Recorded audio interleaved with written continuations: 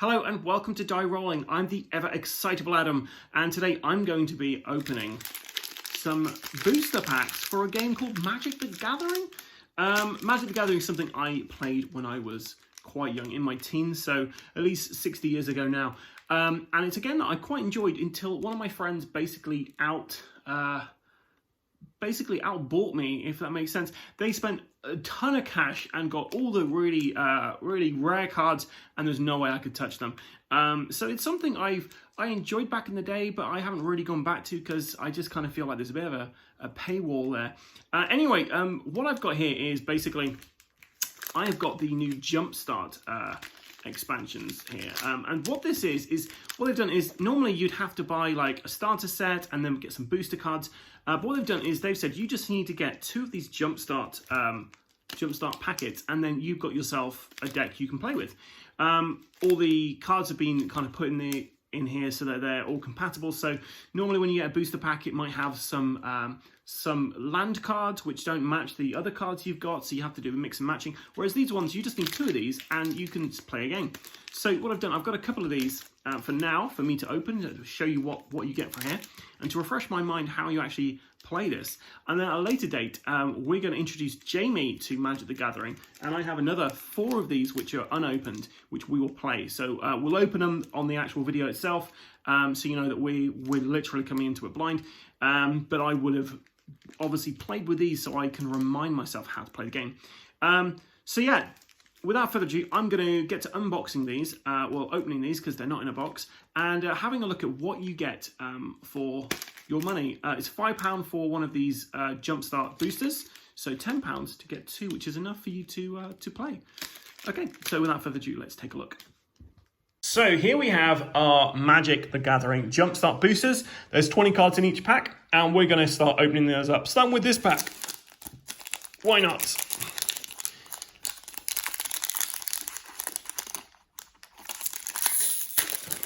This is probably sacrilege how I'm opening this. Probably people are going to be very angry with how I open this. So we've got Predatory. I've not played Magic the Gathering in a long time, so I might not understand a lot of this. And also, how do you get into the... There we go. Let's go from the other side. Okay, so we have this Predatory card. I'm not quite sure what this means. Maybe this is the type of deck I've got here. So we have got a legendary creature, Neath of the Dire Hunt, Human Warrior. Whenever one or more creatures you control fight or become blocked, you draw a card. At the beginning of combat on your turn, you may pay 2 whatever. If you do double target creature's power until end turn, that creature must be blocked this combat if able. I don't really understand what any of that means, so that's a bonus. And then we've got 2 mana plus these things. Okay, and I know that's their damage and defense. I know something. Then we have Fungal Rebirth. This is like an event. It's an instant. Return target permanent card from your graveyard to your hand. If a creature died this turn, create 2 1/1 green Saproling creature tokens. We're all food for something in the end. Sevraya Galgori Shaman. Then we have a Sumberwald Stag. It's a creature. It's an elk. You need 3 mana plus these. I think that's what that means. When Sumberwald Stag enters the battlefield, you may have it fight target creature you don't control. Each deals damage equal to its power to the other. Despite the reemergence of werewolves and the proliferation of Eldrazi, elk numbers in the Sumberwald have remained steady. 4 damage and 3 health. I think that's the right way around. Brindleshote, of course, it's a creature. It's a boar. As am I. When Brindleshote dies, create a 3/3 green boar creature token. Hunters lure the stripling boar into the open, hoping to trap greater prey. Then I've got Irresistible Prey, some sorcery. Only going to cost me 1 tree to do this. Target creature must be blocked this turn if able. Draw a card. So this seems like there's a lot of blocking. The Bowel's instincts boiled, its muscles pulled taut, and its razor spines bristled as it turned to face a runt meepling. Then we have the truffle snout. If you got beat by the truffle snout, you would not feel happy about that. So we have, when truffle snout enters the battlefield, choose a one. You can put a 1+1/+1 counter on truffle snout, or you gain 4 life. Its exploits are the stuff of legends among local chefs and fuel for nightmares among the forest thalids. Then we have a saber-toothed mauler. That looks pretty cool. At the beginning of your end step, if a creature died this turn, put a +1/+1 counter on saber-toothed mauler and untap it. I hope the idiot who introduced these creatures to the jungle was their first meal. Opar, the veteran guide. 3/3, and he'd be 4/4 if someone dies. That's pretty cool. These get stronger the more people you kill there. Crushing Canopy, an instant. Choose one. Destroy target creature with flying. Destroy target enhancement. Do not mistake your lofty vantage points for safety. Shaper to Vasi. Then we've got another elk. Oh, we're going to have all the elk. So we had a symbol stag elk. Now we have the Dawn Treader elk. For 1 tree, you can sacrifice Dawn Treader elk. Search your library for a basic land card. Put it onto the battlefield tapped. Then shuffle your library. Silent as winter snow. It seeks wild places unspoiled by the walking dead.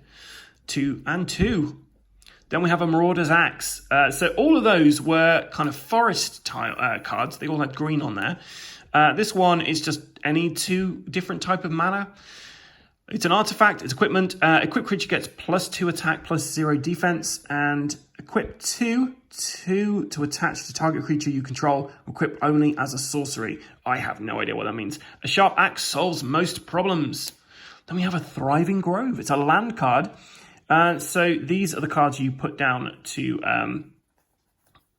be your mana, I believe. I don't know. Thriving Grove enters the battlefield tapped. As Thriving Grove enters the battlefield, choose a color other than the green. You tap this to add tree or 1 mana of the chosen color. For Far From Human Eyes, birds flit between vivid blossoms in a hidden parasite. So this looks like it can be any type of land card you want. Time to feed, some sorcery. Choose target creature an opponent controls. When that creature dies this turn, you gain 3 life. Target creature you control fights that creature. Each equals damage equal to its power to the other. And a Sylvan Brush Strider. He looks cute. When Sylvan Brush Strider enters the battlefield, you gain 2 life. The mournful lowing of Brush Striders warns of changing weather and ill winds. Then we have a basic land forest card. Another one. Another one. Another one. Another one. Another one. And guess what? Another one. So that's the 20 cards we got there. The Predatory card, I believe, is just telling you... I don't know what that does. Let me just double check to see if that was included in the 20 cards that we get in this. 1, 2, 3, 4, 9, 10. So that's not included in there. So we've got Predatory there. We're going to put these guys together. So we have Predatory there. And now the next...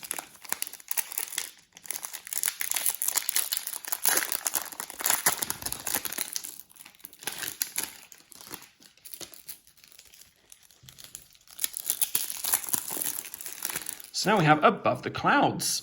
So this is a water-based deck. So we have Kira, the Great Glass Spinner. So I assume you're getting a legendary creature in each of these. So this is a flying. Creatures you control have, whenever this creature becomes a target of a spell or ability for the first time each turn, counter that spell or ability. Each spell is an intricate tapestry, and Kira, the Great Unraveler. So, yeah, 2 attack, 2 defense. Got Rain of Revelation, an instant, draw 3 cards, then discard a card. As the sky opened up, we ran for shelter. Halfway there, I came to the sudden realization that, already soaked, there might be more to gain from experiencing the rain than running from it. We have the Unsubstantiate. That was easy for me to read. Return target spell or creature to its owner's hand. Nicely done, Jace. You always were good at disappearing acts. And then a Windstorm Drake. Nice big dragon creature there. Or Drake. It's flying. Other creatures you control with flying get +1/+0. Drakes become especially voracious as they prepare for their autumn migration, haunting the city thoroughfares from dawn to dusk. Then the Tide Skimmer. It's a creature, another Drake. So flying, whenever you attack with 2 or more creatures with flying, draw a card. Fishing boats often follow hunting drakes to find the largest shoals of fish. Schools of fish even. And he had 2 and 3 for his attack. Keen Glide Master. It's a human soldier. For 2 plus a water, target creature gains flying until end of turn. Feels a rational response, but waiting won't make it any easier. Just jump. 2 and 1. A roaming ghostlight, a spirit creature. When roaming ghostlight enters the battlefield, return up to 1 target non-spirit creature to its owner's hand. Some who die senseless deaths return as formless spirits, seeking answers where there are none. 3 and 2.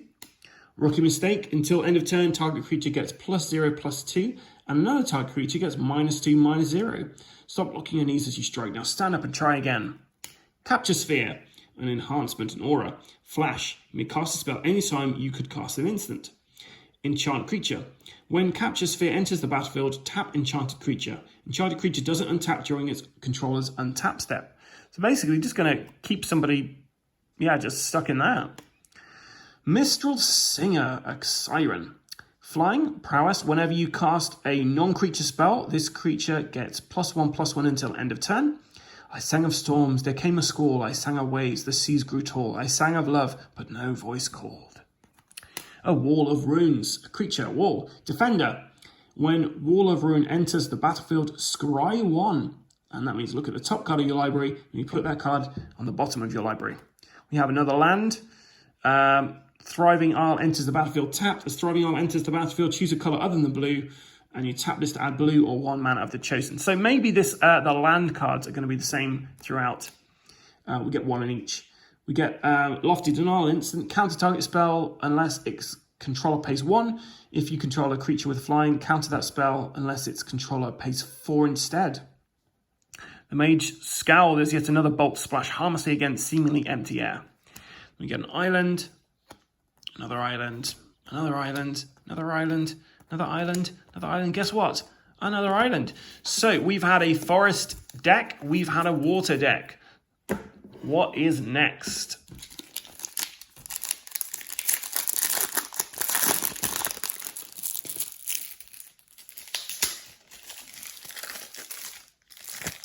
Oh, another water deck, but this one is Archaeology. So, starting off, we have a Scarecrow, and it's an artifact creature, Scarecrow. Scarecrow. For 1 sacrifice a Scarecrow, draw a card. Return target artifact creature card from your graveyard to the battlefield. Her puppets bring joy to the truly depraved. Buried Rune, a land, so you tap to add that symbol. 2 to tap this, sacrifice Buried Rune, return target artifact card from your graveyard to your hand. History is buried, its treasures deep. Juggernaut, an artifact creature, Juggernaut. Juggernaut attacks each combat if able. Juggernaut can't be blocked by walls. Many a besieged city has surrendered upon hearing the distinctive rumble of the Juggernaut. 5 and 3, ooh. Then you have the Meteor Golem. So, this guy is an artifact creature, he's a golem. When Meteor Golem enters the battlefield, destroy target non-land permanent and an opponent controls. So, he's going to destroy people's land. The impact sent the soldiers scattering, and something came out of the crater. 3/3, and he costs 7 to summon. Oof. Scuttlemutt, another Scarecrow.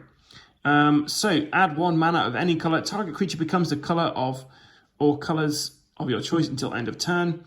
With 5 lenses on its head, it sees the world in a range of colours beyond ordinary perception.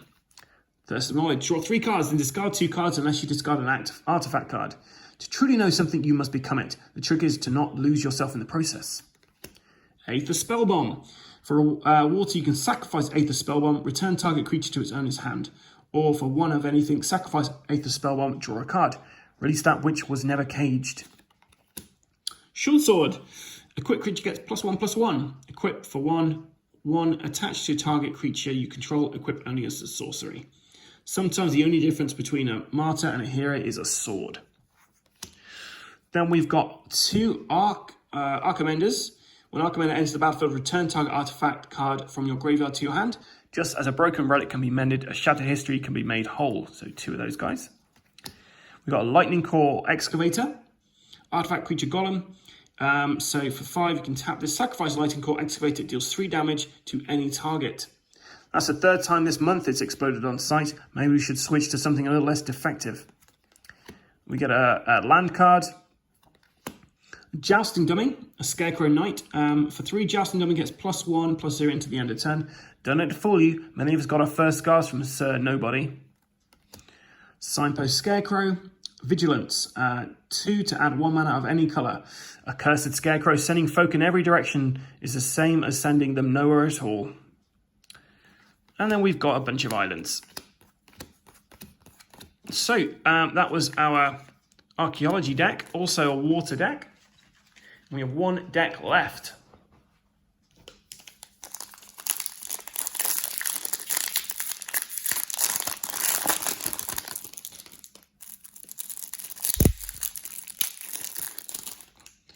And another Predatory one. So this is exactly the same. I say exactly the same. It's not. This is pretty much the same as this deck here. So let's take a look at what we've got. So Knight of the Dire Hunt, I'm fairly certain we got her in the other one.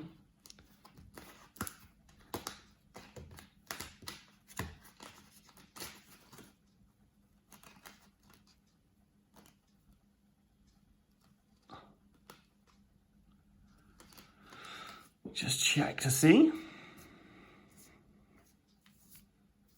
Yes, we did. So we already had her in the other deck. So that's a shame that we've got 2 of the same there. But I guess, yeah, well, there we go. So we've got her again. We've got Fungal Rebirth, which we had previously. An Affectionate Indrik. Creature beast. When Affectionate Indrik enters the battlefield, you may have it fight target creature you don't control. Each deals damage equal to its power to the other. We have another Brindle Shout. Irresistible Prey, a Truffle Snout, a Sabertooth Mauler, Crushing Canopy, Dawn Shredder Elk, which we've had before, the Marauders actually had before, Thriving Grove. I'm not sure we had Time to Feed last time, but maybe we did. We definitely didn't have the Gingerbrute though, an artifact creature, Food Golem. Haste, Gingerbrute can't be blocked this turn except by creatures with haste. For 2, you can tap to sacrifice Gingerbrute, you gain 3 life. And then a bunch of Forest cards. The Thriving Guard being the land card. So I'm a bit disappointed that we had the exact same, not the exact same, but most of the same as the other Predatory deck. But hey, there we go. So that was our unraveling of the Magic the Gathering Jumpstart decks. So we're going to do another video at a later date where Jamie and myself sit down and we have a go of Magic the Gathering. It'll be a good idea for yourselves if you have never played the game before, how it plays, and also you get a good kind of indication from Jamie how he feels the game is from someone who's never played Magic the Gathering before. So we're talking about how easy it is to learn and how fun the game is. And you'll also get my opinion from someone who's played it back in the day, how easy it is to relearn, teach, and also get a good idea of how balanced these Jumpstart decks are. So, bit of admin here. If you've liked this video, then please like and subscribe to our channel. You can find us on Instagram, Facebook, and of course YouTube. Leave some comments below. If there's anything you feel like you'd like to see on the channel, we love talking to you guys. And until next time, stay safe and keep rolling.